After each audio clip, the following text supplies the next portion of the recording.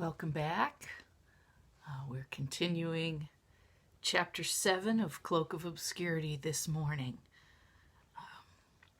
We left off in the cemetery. Mother Lillian had gone to talk to the cemetery caretaker as soon as the funeral was over. It took me a while to find her. She was sitting alone on a stone bench in a secluded corner. "I thought you would be looking for me," she said. I nodded. She continued, "I have news for you. I spoke to a priest of the Marinusian order. He says that at high tide on St. Michael's Eve, it fell at around an hour past sunset. Therefore, Allison had to have died about that time." "Then both Lee and Malcolm have been cleared without a doubt," I said, "because they were both in the company of witnesses when the sun went down." "Still," said the priestess, "even if the elf is innocent, that does not excuse what you have done." Excuse me?" "You let him out of jail." That was a statement, not a question. I couldn't very well lie to her. He wanted to attend the funeral, and I thought it would be a comfort to Dolores, the housekeeper, to see him. I'm taking him back to his cell." Mother Lillian favored me with the ghost of a smile. "I would be more offended by your actions if I did not believe, as you do, that the child had been falsely accused.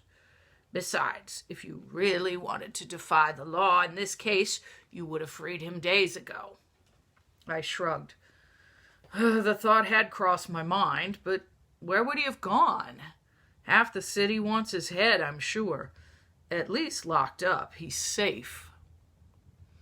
"That is true. It is also not the point. You had no right to free him." I was unsure of what to say next. The old woman had the sort of eyes that made you want to confess even if you hadn't done anything. She sighed. "What is to be done with you?" she asked gently. "I have not even given you penance for your last crime, and here you are committing another." I swallowed. "I never meant any harm." "No, you did not. It's not your intentions that bother me, it's your attitude. You seem to think that if your motive is sound, you can do anything you please. And that troubles me greatly. You seem like a genuinely decent young man, but what manner of man are you likely to become? You've been born with a gift, which gives you great power over others. How are you going to use it? You tell me you are going to take the boy back to prison. This time. But what if the next time you find yourself wanting to protect a friend?" Her black eyes pierced mine. "I like you, Edward. I really do. So I'm going to go easy on you. I'm not going to report you to your guild at this time. That's a very nice coat you're wearing today." I knew she wasn't changing the subject. "Thank you," I said. "Those buttons are silver, aren't they?" she asked. I hoped they were fastened. Yes, they are." "Give me the coat." I removed it and handed it to her, along with the one loose button which I'd carried in my pouch. She examined the garment. "I'm sure we can find someone willing to buy this. The hospital may belong to the temple and king, but we somehow still always need money. Consider this coat your fine." I knew better than to say anything. "In addition," she continued, "since your initial transgression was lack of respect for the dead, for the next 7 days, I want you to wear the plainest clothing you own, to remind yourself that we all come into this world with nothing, and we all go out the same way. And, of course, I expect you to fast as well. Black bread twice a day, and nothing stronger to drink than water. I suppressed the sarcastic, "Oh, was that all?" that came to my mind. I knew if she chose to tell her superiors of the city guard what I'd been doing, I'd be enjoying my bread and water in a cell. Not to mention I'd be called before the Wizards Guild, and who knows what they'd do to me. I could imagine that Damien would get a great amount of perverse pleasure for seeing me censured for a spell I'd learned from him. So what I said was, "Yes, Your Holiness. I thank you for your patience and understanding." Mother Lillian gave me a wry grin. "Come back to me when the week's over and see if you want to thank me then." I shrugged. Fasting won't hurt me. Probably do me some good. The priestess lifted one white eyebrow. "Yes, you do rather give the impression of someone who rarely skips a meal. Now, go take that child back to jail before someone misses him." Lee rushed up to me as I approached him and the women. "Good news, Master Edward," he said. "Sadie's agreed to our plan." What plan?" I asked, wondering what I was getting into now. "To have a fish fry," he said, as if that had been an actual plan and not just an odd passing thought. "So we can look for Allison's ring." "It's all arranged," Sadie said. "Or it will be. Once I talk to my brother and a few of my cousins. We'll want to wait a few days until Lee's free for good. He'll help, of course, and Dolores, too." I realized it was quite beyond my control now. No point in telling them that the odds of finding a ring inside one fish, assuming a fish had eaten it, out of all the fish in the sea were, well, slightly less than my being mistaken for St. Muriel the mermaid. "I'll help too," I said, with something less than enthusiasm. "Well, of course you will, Eddie," said Sadie. "And don't try to tell us you're not looking forward to a nice hot mess of fried fish." I would have been, if I were allowed to eat it. In the meantime," I said, "I'd like to try and find out where the cobbler boy has gone." "Oh, you can't believe Dennis killed Allison," said Dolores. "Begging your pardon, Sadie dear." Obviously, they'd discussed more than fish while I'd been absent. "It doesn't make sense. They grew up together like brother and sister. If anything, he's been killed too." Dolores started crying again, moistening Sadie's bosom with her tears as her cousin tried to comfort her. "It may be," I said, "that whatever happened to Allison happened to him as well. I know a spell, though, that if he is alive, could help us find him." "And if he's not," sniffled Dolores. "Perhaps it can help us find out what happened to him, Dolores. Could you please ask one of the servants next door for something of his? A shirt or even a stocking would do. I'll need to take it home with me. I promise to return it." "I can do that," said Dolores. "The household's starting to worry about him. I'm sure they'll be glad of your help. I'm not sure when I can bring it to you, though." "Whenever you can, I'll wait," I said. "I have some things I need to do and to prepare first, anyway. In the meantime, I do have one bit of good news. Well, I amended, as good as any news can be." "What?" asked Lee. "Allison drowned at high tide. And it seems that high tide on St. Michael's Eve came an hour after sundown. Both Lee and Malcolm were with witnesses then, so they should both be found innocent." The news was met with more tears from Dolores, a grin from Lee, and a round of enthusiastic hugs from Sadie. "Sadie, let me breathe," I protested, extracting myself from her embrace. "Lee, we have to go." He hugged the women goodbye, put the cloak back on, and followed me back through the town to the jail. I'd been in and out of that place so many times in the past few days that I just walked through the gate and no one even stopped me. When I got to Lee's cell, I paused and looked in. The illusion of him sleeping was still intact. "Hey," hissed Lee, jostling me to one side. "Let me look." He pulled himself up by the bars and peered into the cell. "Is that what I look like?" he asked, staring at the slim figure curled on the floor. "Yes, now move. I've got to get you back in there before you're discovered." I blew the powder out of the keyhole with a command to "be gone," and opened the lock. Lee and I entered the cell.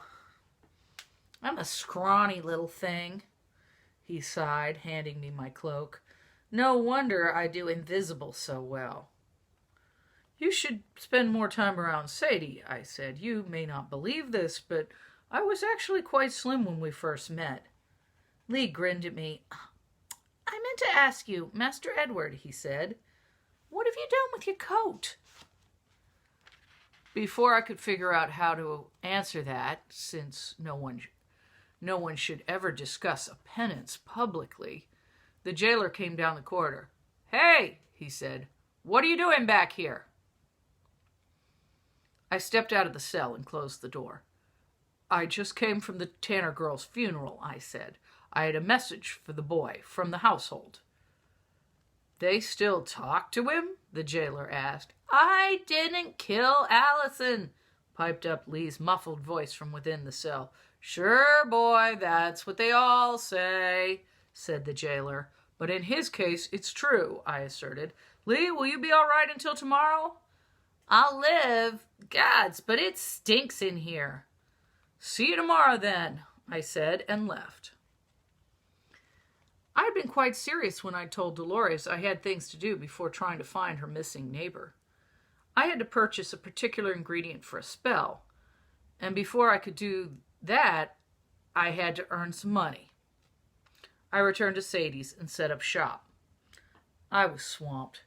I never realized quite how many clients I had until I'd neglected them for a few days. Of course, many of them came to me under the pretext of buying a charm or a potion, and then started gossiping about the murder. Still, by the time the crowd started thinning out for supper, I had made a tidy pile of coins. After cleaning up, I headed over to Damien's shop. I knew he'd have what I needed. Just before turning the corner to his street, I heard his voice. I couldn't resist eavesdropping. "Oh, did you see the way he carried on at your wedding?" he was saying. "Reeling drunk he was. Disgusting. And that ridiculous second-hand coat he was wearing. I don't know where he got it, but he looked like a eunuch in a southern harem. Not to mention he's gotten so fat this past year the buttons were nearly popping." I felt a knife stab of shame, no question, as to whom he was speaking about. "Actually," said a voice I recognized as Mag's husband, Tom, "what I recall most was what a fine singing voice he has. Maggie says it's a pity he's too shy to sing in public unless he's been drinking. And I agree with her. But if we're going to talk about drunkenness, Eddie had nothing on my uncle. Did you see what happened to him? He got sick on the priest, passed out, and had to be carted home in a barrel by my cousins. Now that was disgusting." "Yes," said Damien, "but begging your pardon, your uncle's just a tradesman. Edward is a wizard. There's a certain standard of dignity he should be maintaining." "Well, next to my brother dropping his slops and flashing the bridesmaids, I think he was very dignified." "Edward is slovenly, lazy, and self-indulgent," Damien continued. "He has so much potential, and he's wasting it on free beer and fish pies. He'll never amount to anything wallowing around in that squalid little tavern on the docks." "Well, maybe he's happy there," Tom said. He's comfortable there, Damien countered. He's got a roof over his head, a warm bed, and a full belly, and that's all he seems to want. So? Said Tom. What's wrong with being content with a simple life? We can't all be kings and princes, you know. I should think the world would be much more peaceful if folks were content with their stations. But Edward could have so much more. He could become so much more, Damien insisted. He was having visions as a child, without any training at all. Do you know he saved the life of a prince when he was 6 years old? Only 6 years old. Master Gabriel wanted him as an apprentice, but his father wouldn't allow it. That's the only way I got my place. I'd kill for as much raw talent as he's got. If he just had a spark of ambition in that pudgy body of his, he could become someone great in this kingdom. But I think the only greatness he's likely to achieve is in girth. He's just like his father. Underneath the second-hand silk, he's a common peasant. Insulting me was bad enough, but now he'd called father common, as well as Sadie's place squalid. I resisted the urge to round the corner and plant my fist in his face. After all, I needed to buy her herbs from him. I decided to retreat back down the road and return singing, so they'd know I was coming. Well, I never had but one true love. Oh, hello, Eddie, called Tom as I rounded the corner. Fancy seeing you this afternoon. Hello, Tom, I said, cutting the song short. It's good to see you. Good to see you both, I added with a brief nod to my cousin. Edward, said Damien with a hint of a frown, please, don't tell me you've been drinking at this hour.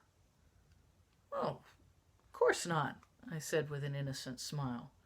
Whatever gave you that idea? And whatever are you wearing? He continued. I'd thrown a ragged-looking brown sleeveless coat over my shirt, replacing the one I'd relinquished to Mother Lillian. It was the one I wore while brewing potions. It was stained all over and missing several buttons. Work clothes, I said. I'm rather busy today. And speaking of clothes, here's your shirt back. I pulled it out of my bag. How'd the spell go? Have you cleared your fey little follower yet? Damien asked in a tone that implied he was itching to hear I had failed. He took the silk shirt back, handling it as if it were something very nasty. I washed the shirt, I said. He still held it as if it were toxic. I've found an unimpeachable witness to speak for Lee, but I never did the spell. The dead girl's lover refused to let me cast it. Why'd he even have to know about it? Damien asked. Walked into the crypt while I was setting up. Not at all happy to find me there. Tom whistled. Bad luck, Eddie. I nodded, especially since Malcolm expressed his unhappiness with his fists. Who? Asked Damien, brow furrowing. Malcolm, Allison's lover. Tall, broad-shouldered, chestnut-haired fellow with an unfortunate fondness for hitting me. Fellow's attacked me twice now. Twice? This news seemed to actually distress my cousin. Edward, you should leave well enough alone. He shook his head. For one thing, you are doing something very wrong. If a man knows you're a wizard and still dares to raise a hand against you, you need to put the fear of God into people. Let them think you'll turn them into toads or smite them with fireballs or something. I laughed. I couldn't turn myself into a toad, and I don't think the guild permits random smitings. Well, you've got to do something, Edward, said Damien, if you want folks to respect you. You might start by improving your appearance. You've got the right to wear purple in this kingdom, and you're wandering around town looking like a bricklayer's servant. For Tom's sake, I tried to keep my good humor. All my purple is in the wash, thanks to my beloved familiar, who decided to grace my entire wardrobe with her own personal perfume. Tom started laughing. Damien just rolled his eyes. I'm actually here for a reason, cousin, I said, I need powdered Damiana for a spell. And if you don't have the herb you were named for, no one will. Edward, said Damien, you can't keep coming to me every time you need an ingredient. Why not? I said. You seem to have everything. Yes, but you need to take care of your own stock, he insisted. You know I don't have the space you have to store things, I countered. Besides, I can't afford to stock things I only need now and then. My clients are not as wealthy as yours. You need to find new clients, then, he said, and turned back into his shop, muttering to himself about my total lack of professionalism. Is he always this nice to you? Tom asked. Oh, when he doesn't know I'm listening, he's even nicer. Tom was aghast. You heard what he said? I shrugged. Glad you liked my singing. You're good. My aunt was a minstrel. Yeah, I think Maggie mentioned her once. Damien returned with a crumpled green packet in his hand and a suspicious look on his face. Edward, you're not planning on using this against that Malcolm, are you? Because I won't let you have it if you are. Why not? Because he's likely to kill you if you cross him again, Damien said. Thanks for your concern, I said, but he's not a suspect. He didn't have time to kill Allison. He was in a tavern when she died. So you're going to let that dead girl lie, right? He asked. After all, you say you've cleared your friend. I've cleared Lee, I said, but we still don't know who drowned Allison. And there's another person missing now, a young man. He may have killed her, or he may be dead himself. I'm using this to try and find him. Why do you care? Damien asked. It's not your concern. Tom turned to Damien with a look of surprise. A young girl has been murdered. I'd think anyone would care about that. Lee cares, I said. He's innocent, sure, but he wants to know the truth as much as anyone. Are you going to sell me the herbs? I think if Tom had not been there, Damien would have refused. Instead, he charged me twice what they were worth, hoping, I'm sure, I'd say I couldn't afford them. I paid him, though, in half-cuppers, just to plague him. I assume you want this for divination incense, Damien said. Be careful with it. Breathe too much of it, and you could poison yourself. I know that, I said. I was more than a little tired of his attitude. I have read the book. I still think you should back off this whole affair, he continued. After all, if the murderer is still about, and you start getting close to him, he may decide to come after you, or your family. You don't want to endanger your kin, especially since you don't seem to have ever developed the skills to defend yourself, or them. Thank you for your confidence, I said. I think I'll be leaving now. Oh, Tom, I meant to tell you, Sadie's got it into her head to have some sort of fish fry next week. Thought the family might be interested. Sounds good, said Tom. Sadie's an excellent cook. That she is. Hope to see you there. Goodbye, fellows, I said, and left before Damon could make any more snide remarks about the squalid hovel I wallowed in. And that is the end of chapter 7. And before I close out for the day, I would like to make a brief commercial announcement. I'd like to start with the stereotypical YouTube comment of, please hit like, hit subscribe. I know a lot of people who are interested in my books may not even have a YouTube account. You can make a YouTube account. It is free. Please. I need all the support I can get if I'm to keep creating and keep writing. I'm close to finishing the 4th book in the Edward Red Mage series, and simultaneously reading the first book aloud while working on the fourth, and I am really, really strongly impressed with how much Eddie has developed as a character in this time.